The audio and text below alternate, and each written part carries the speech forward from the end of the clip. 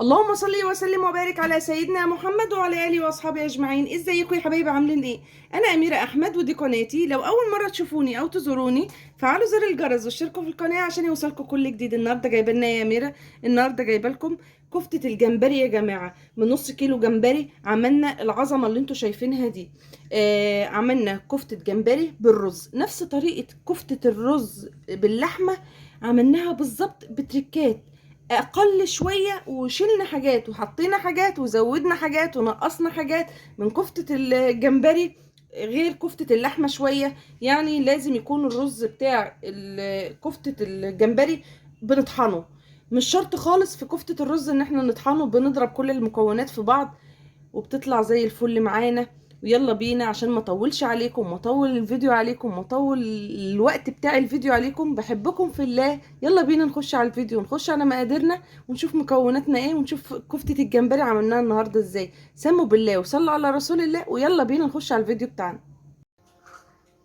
يلا بينا بقى يا حبايب قلبي، نخش على الفيديو، نخش على مقاديرنا، نخش على وصفتنا على طول، ونقول بسم الله خير الاسماء، بسم الله الذي لا يضر مع اسمه شيء في الارض ولا في السماء وهو السميع العليم. يلا بينا نشوف مكونات الكفته الجمبري الحلوه جدا اللي احنا هنعملها النهارده. مش هتاخد معانا 10 دقايق، وهتتعمل في 10 دقايق يا جماعه، وهتعجبكم موت موت موت موت. بصوا بقى، هو عامه معروف ان الجمبري بتاع الكفته بيبقى الصغنن، اللي هو البيبي ده بيقولوا عليه جمبري بيبي. تمام، معروف ان هو بيبقى صغنن كده، اسمه جمبري بيبي. تمام. ومعايا هنا ده نص كيلو جمبري. تمام. غسلت هنا كوبايتين من الرز، نقعتهم شوية وغسلتهم ونقعتهم وصفتهم من المية، وان شاء الله هنطحنهم مع بعض في الكبة دلوقتي. تمام. معايا هنا حزمة من الكزبرة والشبت، يعني حزمة واحدة، خدت نص ونص، بقوا حزمة واحدة من الشبت والكزبرة. تمام. معايا هنا بصلاية كبيرة، ما شاء الله ما شاء الله، يعني النص كيلو جمبري ده يطلع لنا يعني حاجة كده وليمة يعني. معايا هنا يعني قولي 10 15 راس توم كده. تمام. والبهارات بتاعتنا بهاراتي عبارة عن معلقة كبيرة ملح، معلقة كبيرة كمون، معلقة كبيرة كزبرة، كل ده معلقة كبيرة إلا الفلفل الأسمر معلقة من بتاعة الشاي وأقل كمان، لأن أنا حطاها بس عشان الزفارة مش أكتر. هو متحطش عليه فلفل أسمر يا جماعة، أنا حطاه عشان الزفارة بس، عشان يعني أتفادى أي حاجة يكون فيها زفارة. تمام كده. هبدأ إن أنا بقى أركن بقى الرز ده كده على جنب. هبدأ إن أنا أجيب الكبة بتاعتي أهو معايا هنا كده، اظبط الكبه بتاعتي هنا كده اهو، اقول بسم الله الرحمن الرحيم، وهنزل بالجمبري بتاعي اول حاجه اهو. طبعا متقشر ومغسول ومتظبط ومية مية. مش هتعرفي تعمليه، خلي اللي انت شاريه منه قولي له عايزه بس انضفه، هينضفه لك ويبقى زي الفل، ما بياخدش وقت على فكره خالص، والقشره بتاعته بتطلع حلوه. اهم حاجه تكوني جايباه بلدي وتكوني ضمناه. بس كده هنزل عليه دايركت كده في قلب الكبه بالكزبره والشبت بتاعي اللي عندي، وكمان البصلايه الكبيره اللي احنا اتفقنا عليها، وكمان التوم اهو. يبقى انا نزلت بكل المكونات بتاعتي زي ما احنا شايفين كده في قلب الكبه معانا. هل كده في حاجه صعبه؟ مفيش حاجه صعبه خالص، كل حاجه ما شاء الله زي الفل معانا. هبدا انزل بالتوابل بتاعتي كمان اهو. بصوا بقول لكم اكله مش هتاخد معاكم 10 دقايق بالظبط، هتكونوا مخلصاها وهتكوني نهيه الموضوع والموضوع منتهي اهو. يلا نفرم مع بعض.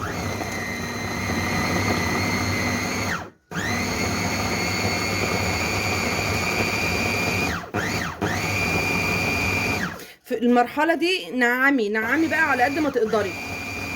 تمام. نعمي الكبه بتاعتك، ايه حاولي ايه يعني نعمي، علشان احنا لسه هنفرم الرز. فالرز بتاعنا انا مش هحطه كده دايركت هيبقى بالحب بتاعه لسه، لا، انا هفرمه في المفرمه بتاعه الخلاط، او في بتاعه التوابل، الكبه بتاعه التوابل اللي بتيجي مع الخلاط او الفردانيه او اي حاجه. يعني انا مثلا عندي بتاعتي دي اهو، كنت بجرب فيها شويه يعني يكون هو اتنقع حلو ولا لا. جربت شويه اهوت فيها، كنت لسه يعني ايه ما عملتش، حطيت كده حبه كده كنت بجربهم.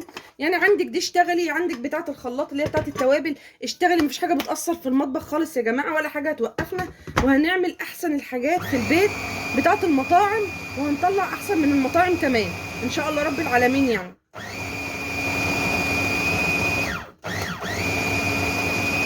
من اسهل الكفته اللي تخطر على بالك ممكن تعمليها كفته الجمبري دي، ما خدتش معانا وقت خالص، هو الموضوع كله لمينا كل الفيلم جوه الكبه وخلاص على كده. كده حبايب قلبي خلاص انا خلصت فرم اهو، كده بقت ناعمه جدا معايا اهو. هركن بقى على جنب هنا، وهبدا ان انا اجيب الرز بتاعي علشان ابدا ان انا اشتغل فيه في المفرمه هنا كده، هبدا ان انا افرمه بحيث ان انا انعمه. لازم يكون ناعم جدا يا جماعه، بحيث ان ايه الكفته بتاعتك ما تفرطش منك وانت بتحمريها، ولو عملتها في صلصه ما تفرطش منك خالص. واللي تفرميه انزلي بيه كده في قلب اللي تفرميه، مش الموضوع مش مستاهل انت تحطي في طبق لسه ولا حاجه، يعني اللي تفرميه انزلي بيه هنا كده على الجمبري بتاعك لغايه لما تخلصي. تمام.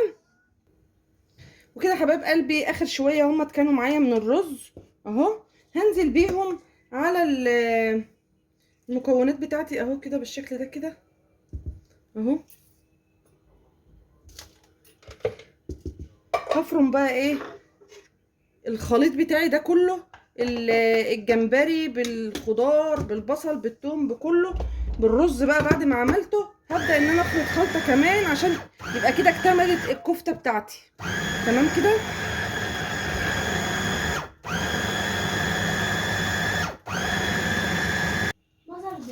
كده حبايبي انا خلصت اهو،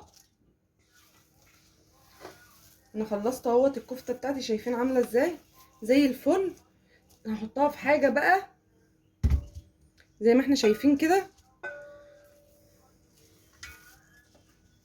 عشان احطها في التلاجة ايه ربع ساعة كده ولا نص ساعة تتشمع معايا قبل ما اشتغل بيه. لازم يا جماعة اي حاجة من الحاجات دي، كفتة رز كفتة حاتي اي حاجة انت بتعمليها لازم تدخليها التلاجة تشمع شوية، وبعد كده تبدأي ان انت تشتغلي بيه. ليه؟ بتبقى طالعة من الكبة او من المفرمة او اي حاجة انت بتعملي فيها طالعة سخنة جدا، فما ينفعش ان انت تشتغلي بيها كده دايركت على طول، لازم ان انت بتدخليها التلاجة تشمع شوية. انتوا شايفينها طبعا اهي زي الفل اهي، بس عايزاها برضو تشمع شوية عشان نعرف ان انا اشكلها. هي ما بتلزقش ولا حاجة وما بتفكش ولا حاجة وزي الفل اهي، بس انا عايزة برضو اشمعها في التلاجة شوية بحيث ان انا اعرف ان انا اشكلها واشتغل بيها. وكده حبايب قلبي انا طلعت الكفتة بتاعتي من التلاجة بعد نص ساعة بالظبط. يعني مسكت نفسها كده شوية اهو. تمام. جبت جنبي حاجة كده عشان اعرف ان انا اشتغل فيها، وجبت عندي هنا طبق فيه شوية زيت، هحط شوية زيت كده في ايدي وهعمل كده اهو. الكفتة بتاعتي سلسة جدا وجميلة جدا يا جماعة. تمام. على فكرة حابة ان انت تاكليها وهي متحمرة في الزيت بس تمام مفيش اي مشكلة، حابة ان انت تعمليها في الصلصة مفيش اي مشكلة برضو. تمام.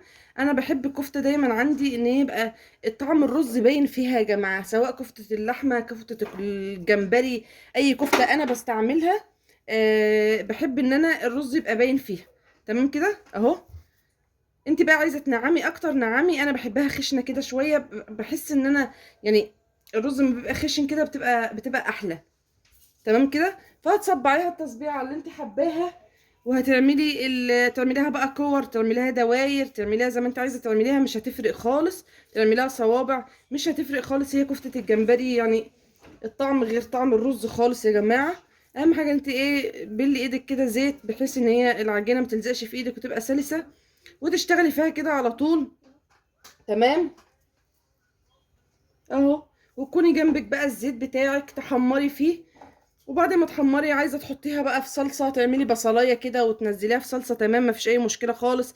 حابه ان انتي تعمليها متحمره بس مفيش مشكله خالص. تمام.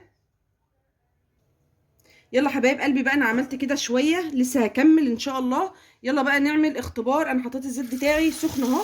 يلا نعمل اختبار كده في 2 3 كده نشوف هيفكم ولا مش هيفكم. هنشوف كده نقول بسم الله الرحمن الرحيم. نعمل الاختبار كده مع بعض علشان لو فكم نرجع ان احنا نعالج الموضوع. تمام. بيتحمروا اهم. الزيت بتاعي سخن مني قوي، معلش اهو. انت بقى ايه تقومي مهديه النار عليه، عشان طبعا ده جمبري ولازم يستوي، عشان لو انت هتاكليها محمره. انما انت ممكن تحمريها كده زي ما احنا عملناها كده، وممكن ان انت اللهم صل على النبي تعملي لها بقى صلصه ببصلايه كده بتاع، وتاكلي بقى مع الرز. انا هنزل بقى كده لان انا عملت الاختبار بتاع الكفته بتاعي، بقت زي الفل اهي، بسم الله ما شاء الله، ماسكه نفسها وما فكتش في الزيت ولا حاجه. هبدا ان انا هنزل الكفته بتاعتي كده اهو. تمام. ان انا هحمرها تحميره محترمه، وبعد كده ان انا هعمل لها بقى ايه. انا وريتك الفكره، حابه بقى تاكلها متحمره، حابه ان انت تعمليها جنبها صلصه، عليها صلصه يعني زي بتاعه الرز كده، براحتك خالص. المهم هدي عليها النار عشان تتحمر كويس لو انت هتاكليها متحمره، علشان هي الجمبري يستوى يا جماعه والرز يستوى. تمام كده، عشان الجمبري يستوى والرز يستوى. ايه رأيكم بقى يا حبايب قلبي في شوية الكفتة العظمة دول؟ شايفين النص كيلو جمبري طلع لي كفتة قد ايه؟ اللهم بارك، بسم الله ما شاء الله. شايفين من جوه اهي تحفة، ولسه سخنة وبتدخن اهي قدامكم. عظمة بجد يا جماعة، ملهاش حل، بأمانة بأمانة تحفة جدا. يعتبر ان انت عاملة كفتة لحمة بس بالرز بالجمبري، كفتة لحمة اللي هي كفتة بالرز وكل حاجة، بس بالجمبري. حابة بقى تاكليها كده حلوة جدا، عظمة جدا، طعمها خرافة. حابة ان انت تعملي جنبها شوية رز صيادية، وتعملي شوية صلصة ببصلاية، يعني تقطعي بصلاية كده صغننة وتشوحيها كده في معلقة زيت، وبعدين تعملي 5 6 طماطمات في شفشق الخلاط وتنزلي عليهم. تمام. وما ياخدوا غلوة، حطي شوية كمون، شوية ملح، شوية فلفل اسمر، ياخدوا غلوة، انزلي اكنك بتعملي كفتة رز بالظبط، وتعملي جنبهم رز صيادية اللي يعجبك. عايزة تاكليها كده كليها جنب بقى اسماك بحرية، عايزة الطريقة اللي تريحك في اكلها اعمليها. المهم ان انا وصلت لك الفكرة. تمام. والكمية كمان اللي احنا عملناها حلوة جدا، تحفة جدا، مناسبة جدا، من نص كيلو جمبري. عظمة يا جماعة، عظمة بجد بجد بجد، عظمة عجباني جدا، وريحتها وطعمها خرافة. انا على طول بعملها بالطريقة دي. يا رب تكون يا رب تعجبكم وتجربوها وتقولوا لي رأيكم في الكومنتات، جربتوها ولا ما جربتوهاش. بحبكم في الله. حطوا لي بقى كومنتات حلوة، لايكات كتير كتير كتير كتير كتير. دمتم سالمين، دمتم في حياتي نعمة، والسلام عليكم ورحمة الله وبركاته.